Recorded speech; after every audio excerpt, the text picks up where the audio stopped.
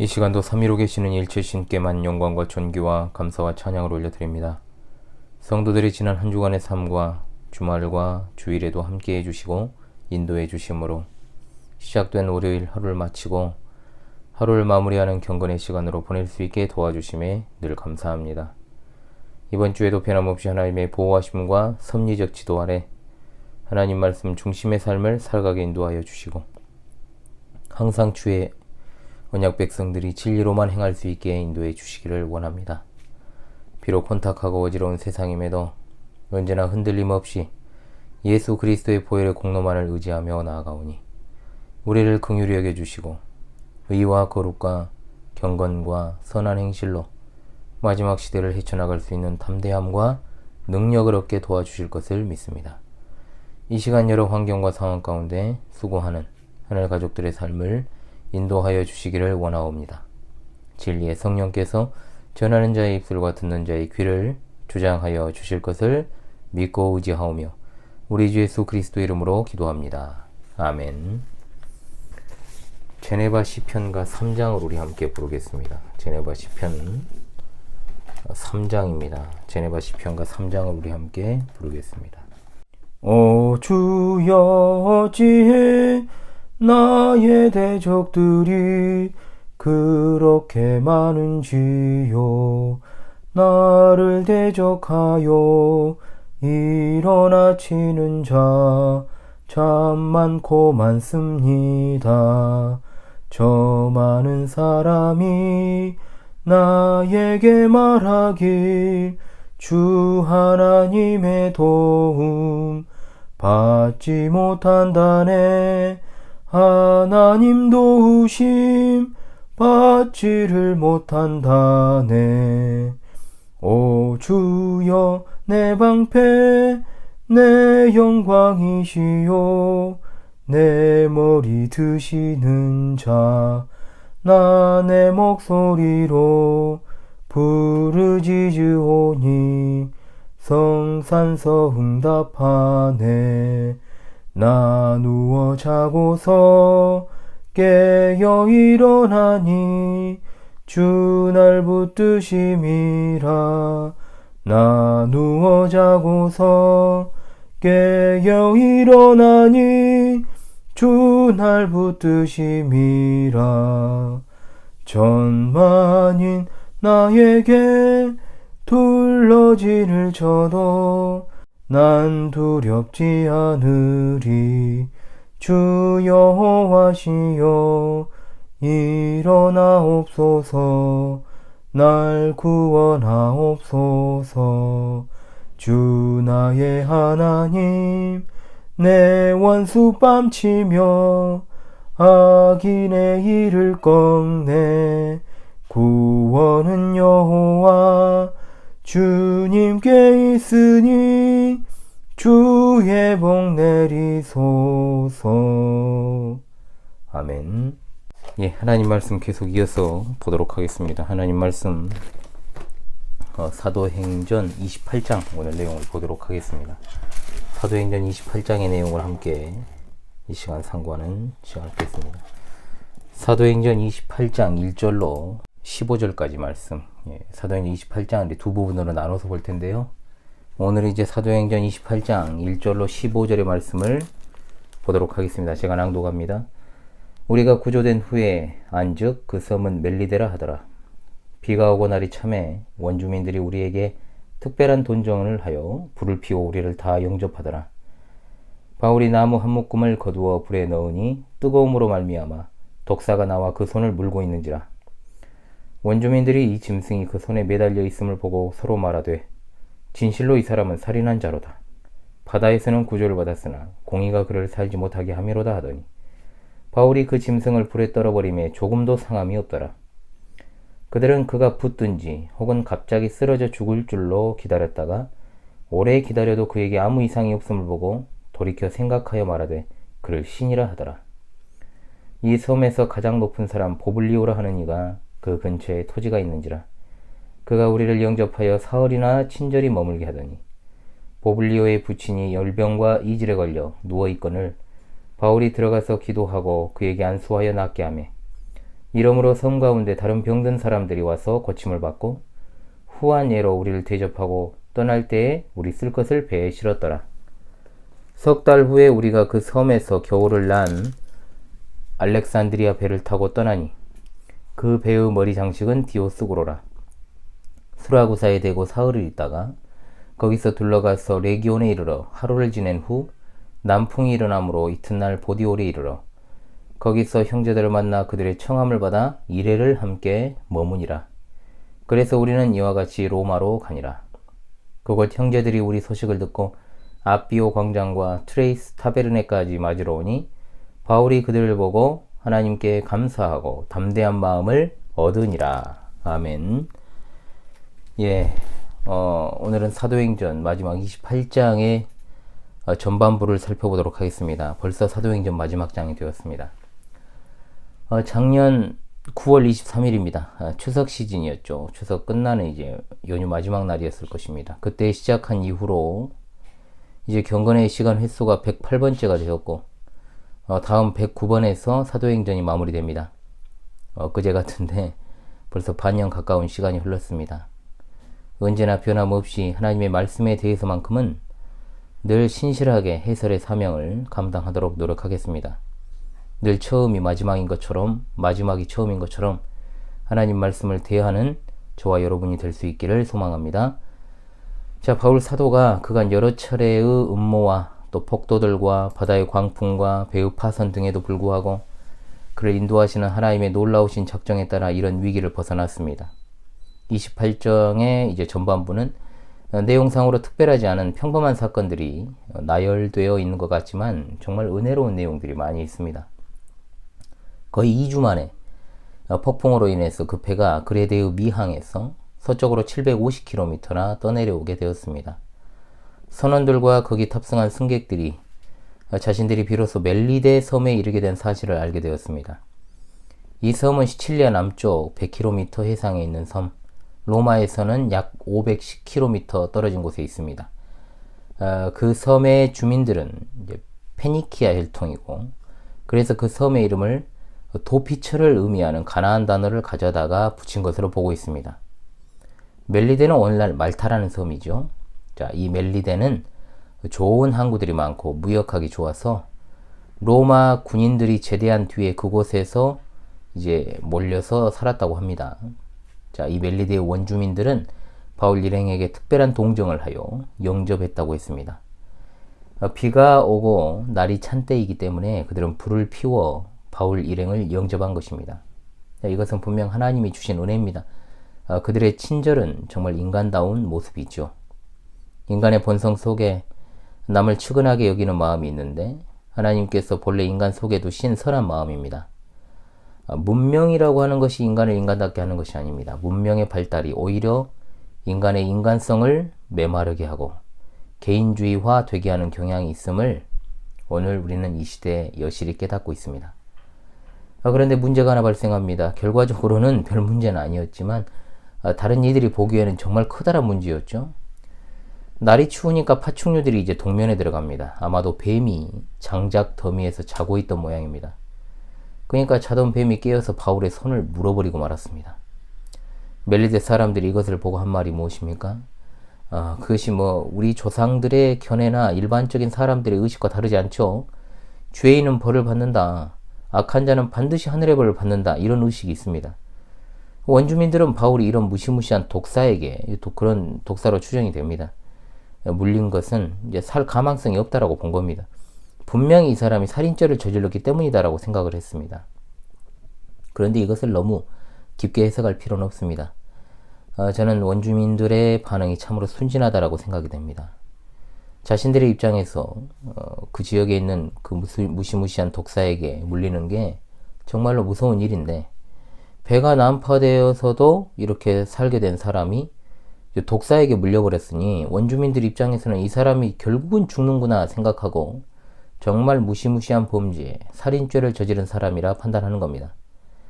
그런데 바울이 짐승을 불에 떨어버리며 상함이 없습니다. 우리는 여기서 마가복음 16장 17절로 18절에 이 말씀을 떠올리게 되죠. 믿는 자들에게는 이런 표적이 따르리니 곧 저희가 내 이름으로 귀신을 쫓아내며 새 방언을 말하며 뱀을 집으며 무슨 독을 마실지라도 해를 받지 아니하며 병든 사람에게 손을 얹은즉 나으니라 하시더라. 아멘. 자, 이 말씀은 예수님의 제자들에게서 성취가 되었지요. 실제적으로 바울은 독사에 물리고도 당황하지 않습니다. 하나님께서 그에게 안전한 여행을 이미 약속하셨기 때문에 로마로 가는 그의 발걸음을 이 뱀 따위가 막을 수가 없지요. 그러나 이것을 오늘날에도 시험해서는 안 됩니다. 실제로 미국에서 뱀을 가지고 장난치던 신사도운동권에 있던 사람이 뱀에 물려 사망한 일이 보도되기도 했습니다. 이것은 사도시대 한 현상으로 이적과 기사를 통해 보여주시고자 한 것은 사도들이 하나님의 참된 종들이라는 것과 그리고 그들이 전한 복음이 하나님의 진리라는 사실을 확증하는 표징으로 주어진 것입니다. 성경의 계시가 완성된 후에 그러한 기적들이 일반적으로는 자취를 감춘 것은 바로 그 이유 때문이죠. 그러나 신사도운동을 하는 자들은 종교의 영이 교회 역사를 지배하기 시작하여 교회가 지성주의로 변모하면서 기적이 사라지게 되었고 다시금 신사도 개혁시대가 시작되어서 교회에서 사도와 선지자직이 회복되고 오순절의 영광이 재현되고 있다는 희대의 거짓말을 늘어놓고 있습니다. 사탄에게 매여있는 그런 자들에게 절대로 현혹되지 마시고 성경에 입각해 바르게 신앙생활 하시기 바랍니다. 신사도운동의 실체와 정체는 과거에 제가 다루었지만 유튜브 상으로는 아직 다루지 않아서 제가 특강으로 자세히 다루도록 하겠습니다. 자, 그 사건을 지켜보던 멜리데 사람들이 그가 곧 죽을 줄 알았지만 죽지 않자 신이라고 생각을 했습니다. 그런데 이것을 굳이 멜리데 사람들이 바울을 신으로 모셨다라고 생각할 필요는 없습니다. 1차 전도여행 때 어떤 일이 있었습니까? 바울이 루스드라에서 신으로 여김받고 경배받을 뻔한 일이 있었지요.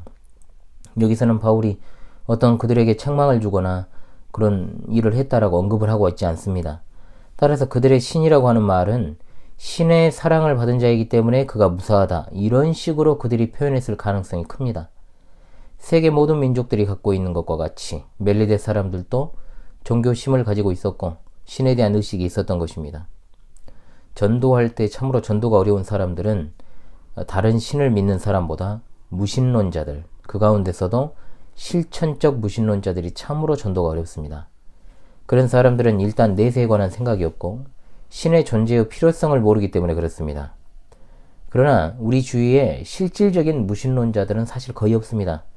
그렇다고 해서 그들이 기독교의 우호적인 것도 아닙니다. 오히려 기독교는 비난받아 마땅한 종교가 되어가고 있는 현실 아닙니까? 그렇다면 우리가 어떻게 해야 되겠습니까? 나 자신이 기독교의 대표 선수다, 또는 하늘 공무원의 의식을 가지고 거룩한 삶을 유지하고 도덕적인 삶을 살아가야 됩니다. 세상에 종속되지 말고 어둠뿐인 세상을 그리스도의 복음의 빛으로 비추시기 바랍니다. 멜리데 섬에서 제일 높은 보블리오라는 사람이 그 근처에 토지가 있었습니다. 그럼 그가 바울 일행을 영접하여 사흘이나 친절히 유숙하게 했습니다. 그것은 참으로 어려움 속에서 주신 하나님의 위로였습니다. 그런데 그때 보블리오의 부친이 열병과 이질에 걸려 누워 있었다라고 했습니다. 아마도 짧게는 수개월에서 길게는 2, 3년씩 병을 앓을 수 있다고 하는 것을 볼 때 보블리오의 부친은 아주 오랜 시간 투병 생활을 했던 것으로 보입니다. 바울 사도가 들어가서 기도하고 그에게 안수하여 낫게 했다 했습니다. 참으로 하나님의 은혜죠. 여기에는 기록되어 있지 않지만 바울은 절대로 병고침만 행사하는 사람 아닙니다. 그는 분명히 병고침과 더불어 그들에게 복음을 전했을 것입니다. 이 기적의 소식이 사방을 퍼져 병을 앓는 많은 사람들이 그에게 찾아와 고침을 받았습니다. 그와 동시에 바울은 분명 복음을 잘 전했을 것임은 분명합니다. 이 짧지 않은 멜리데에서의 3개월, 그렇게 은혜롭고 알차게 지나갔습니다. 마침내 그 섬을 떠나게 될 때 감사한 마음으로 가득 찬 멜리데 섬 사람들이 아직도 510km의 여정이 남아있는 로마까지의 여행을 위해서 바울과 그의 친구들에게 선물과 함께 쓸 것을 후히 주었다라고 했습니다. 얼마나 이를 통해 바울이 많은 위로를 받았겠습니까? 오로지 이것은 하나님의 은혜와 능력으로 된 것입니다. 모든 것이 하나님의 은혜요, 바울 일행에게는 큰 위로와 기쁨이 되었습니다. 이제 그 다음 여정은 석 달이 지나고 알렉산드리아 배를 타고 떠나죠. 그 배의 머리 장식은 디오스구로라고 소개되어 있는데 이 뜻은 제우스의 쌍둥이 아들들이다 라는 뜻입니다. 항해하는 배들은 특정 신들을 가리킨 어떤 뜻에서 그들의 이름을 붙이고 이제 다니죠. 이 신들이 배후 수호자 역할을 한다라고 믿었기 때문입니다. 이 식량 수송선은 약 하루 만에 수라구사에 도착해서 사흘을 있다가 거기서 이제 레기온에 이르러 하루를 보내고 남풍이 일어 보디올에 이르렀다 했습니다. 거기에서 그리스도인 형제들을 만나 그들의 청함을 받고 7일을 함께 유하다가 로마로 갔습니다. 현지 형제들이 또한 소식을 듣고 아비오 광장과 트레이스 타베르네, 이 뜻은 세체의 여관들이란 뜻입니다. 여기까지 맞으러 왔습니다.